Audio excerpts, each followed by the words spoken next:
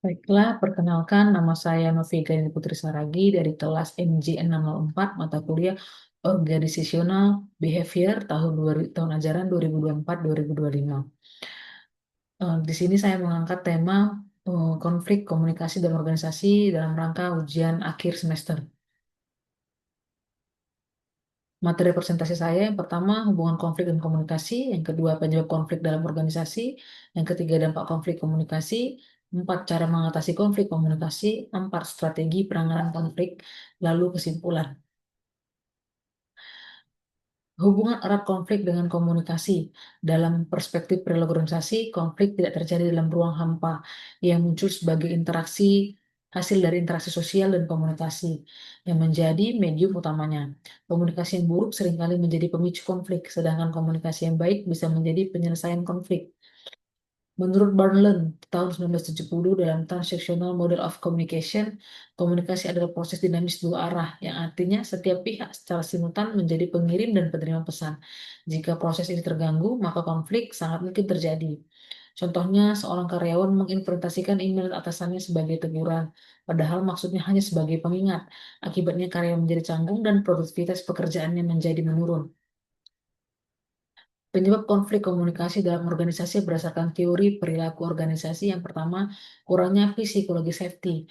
Penyebab konflik dapat muncul dari kurangnya rasa aman dalam tim untuk berbicara, berpendapat, atau mengajukan pertanyaan tanpa takut akan konsekuensi negatif. Konflik terjadi ketika individu merasa terintimidasi, takut salah, atau khawatir akan penilaian negatif dari anggota tim lainnya, sehingga enggan untuk berpartisipasi aktif atau mengungkapkan perbedaan pendapat. Sesuai dengan teori physical safety, Edmondson tahun 2020 Harvard. Penyebab konflik komunikasi lainnya, kedua, perbedaan cara kerja dan persepsi. Perbedaan dalam cara kerja, gaya komunikasi, atau persepsi terhadap suatu masalah juga dapat memicu konflik. Seseorang mungkin melihat sesuatu masalah dari perspektif teknis, sementara yang lain melihat dari perspektif sosial atau sebaliknya. Sesuai dengan teori Sosioteknologi Sistem Teori atau STS, Reframe Passmore 2019. Yang ketiga, ketidaksesuaian tujuan dan nilai. Konflik bisa timbul ketika tujuan dan nilai yang dianut oleh kelompok sosial berbeda dengan tujuan atau nilai yang terkait dengan aspek teknis. Misalnya, tujuan tim teknis untuk mengadopsi teknologi baru mungkin bertentangan dengan tujuan kelompok lain yang ingin mempertahankan cara yang sudah ada. Interdependensi aspek sosial dan teknis. Aspek sosial seperti struktur organisasi, budaya dan perilaku individu, dan aspek teknis seperti teknologi, proses, dan prosedur. Ini saling bergantung dan mempengaruhi satu sama lain. Konflik muncul ketika interaksi antara kedua aspek ini tidak berjalan lancar. Konflik yang tidak terke, Dampak konflik komunikasi buruk di organisasi yang pertama dapat menyebabkan penurunan kolaborasi dan kepercayaan tim. Tingginya tingkat stres dan burnout, kinerja menurun karena energi habis untuk drama internal perusahaan. Tingginya turnover karyawan, terutama dari generasi muda, inovasi terhambat karena tidak ada ruang aman untuk berpikir berbeda. Cara mengatasi konflik komunikasi itu sendiri ada empat. Yang pertama, kesadaran sendiri. Self-awareness. Memahami emosi diri sendiri termasuk pemicu konflik dan bagaimana emosi tersebut mempengaruhi perilaku. Ini memungkinkan individu untuk mengenali tanda-tanda awal konflik dan bereaksi dengan lebih tepat.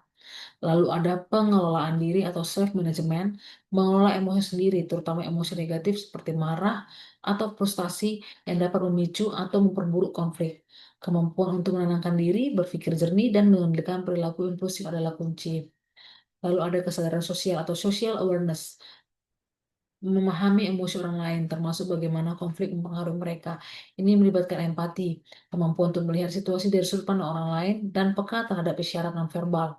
Lalu pengelolaan hubungan, relationship management, menggunakan pemahaman tentang emosi diri sendiri dan orang lain untuk membangun hubungan yang positif dan mengelola konflik secara konstruktif. Ini melibatkan komunikasi yang efektif, kemampuan membangun kepercayaan dan memfasilitasi kerjasama. Strategi penanganan konflik menurut teori Thomas dan Kuhlman tahun 1974 dalam bukunya Thomas Kuhlman Konflik Mode Instrumen.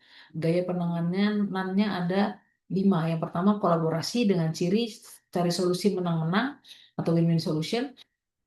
Yang harus diaplikasikan oleh MSDM adalah memediasi dua tim agar membuat solusi bersama. membangun kepercayaan dan relasi panjang. Lalu ada kompromi dengan ciri sama-sama mengalah sebagian, negosiasi jam kerja antar divisi dengan keuntungan efektif dan cepat. Gaya penanganan akomodasi dengan ciri mengalah untuk menjaga relasi yang dapat diaplikasikan MSDM. Manajer mengizinkan cuti demi kondisi pribadi, keuntungannya dapat membangun empati.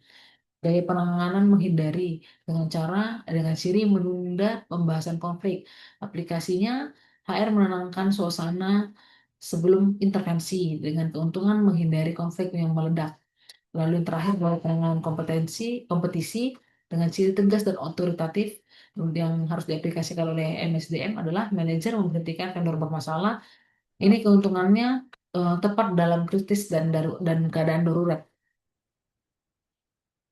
Kesimpulan dari presentasi saya ini, konflik dan komunikasi adalah dua sisi dari dinamika organisasi yang sehat, bukan untuk dihindari, tapi untuk dikelola dengan empati, keterbukaan, dan struktur yang adaptif.